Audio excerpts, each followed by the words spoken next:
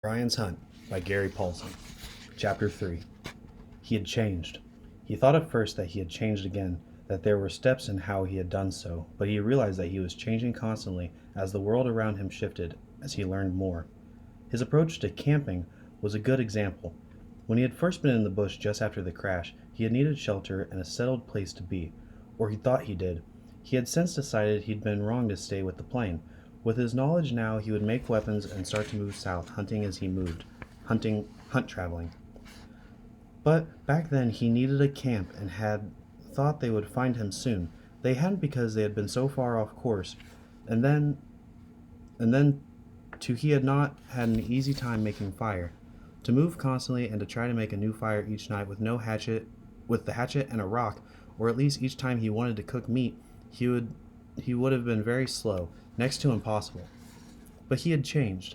Now he did not spend an inordinate amount of time on campsites, so he found a clearing in a short time, beached the canoe, made a fire with one wax match, gutted the fish, and threw the guts in the lake, where they immediately attracted small panfish that cleaned them up in moments, and set the northern on a flat piece of wood to cook one side. It was done in 10 minutes, and he stripped the meat off the side, still steaming, into an aluminum pot from his cook set, and turned the fish over to cook the other side while he ate the first. He had salt, but was flavoring it less and less. He ate the meat with his fingers, picking carefully through the bones, including the notorious Y bones, until nothing was left but bones, and by that time he had the second half done.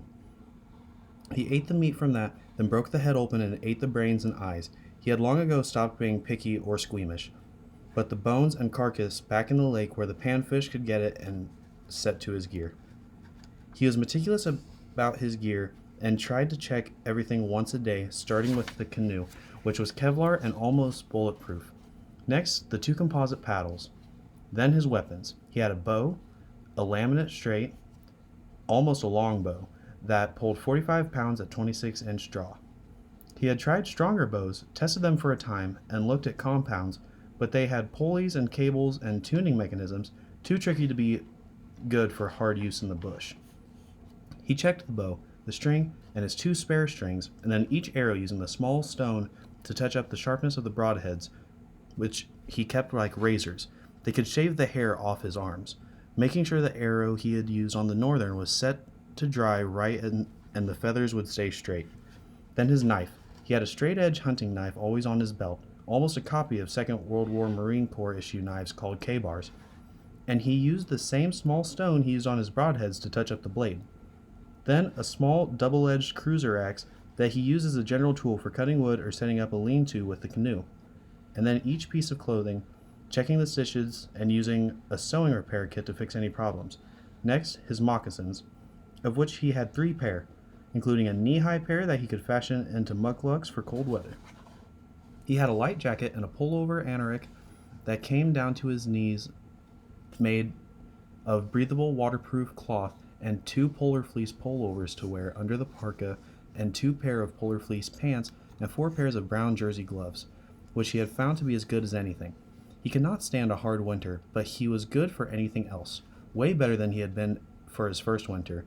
And when all the gear was checked, he boiled some water from the lake and made a pot of tea. When it had cooled, he drank the whole pot and leaned back against a log nearby and sat watching the fire, his stomach full, evening on its way, and a drowsy mood coming over him. He had a sleeping bag in the canoe, a good 5-pounder that would keep him warm to 10 above, and a closed-cell foam pad for a mattress. He thought of getting them out and setting up a land camp to spend the night, but decided against it. The bag was really too much for weather this warm. If there wasn't strong wind and it didn't rain, he had taken to sleeping in the canoe out on the lake. He had a small grapnel hook with dulled, rounded points only 4 inches across and 100 feet of light nylon line, and he would drop the hook and let it bite into the weeds and mud on the bottom of the feed out, enough line to hold the hook down and in place, and then tie it off to the bow of the canoe and unfurl his pad in the bow in front of the cargo and sleep there with the cargo and its covering tarp for a pillow. Most of the lakes in the North Country were shallow, scooped out by ancient glaciers, rarely over 15 or 20 feet deep, and if the wind didn't come up like it was sleeping in a cradle, Usually out on the water away, the mosquitoes were not much of a bother. It was late summer now, and they were not as bad as they were in the first part of the year, when driven by the need to hunt and get blood and lay eggs before fall. In the first hatch in summer, Brian had seen swarms so bad they plugged his nostrils. Lord, how he'd hated them when he'd first crawled ashore from the plane crash. They had torn him apart. Dark was coming now, and he made sure the fire was out, loaded his gear back into the canoe, and paddled out offshore 100 yards. Here he stopped the canoe and drifted for a few minutes, checking the weather. But the sunset was beautifully calm, serene, and not a breath of wind, and he nodded and slid the hook over the side until it hit the bottom, then back paddled a bit, tied it off to the bowline, and arranged his bed to sleep on top of his bag because the air was still warm and mellow. He lay down to rest, listening to the evening cry of loons calling to each other across the mirrored water. A perfect day among many perfect days, and the last he thought he had before slipping into sleep was that he was exactly in the right spot at exactly the right time in his life. Perfect.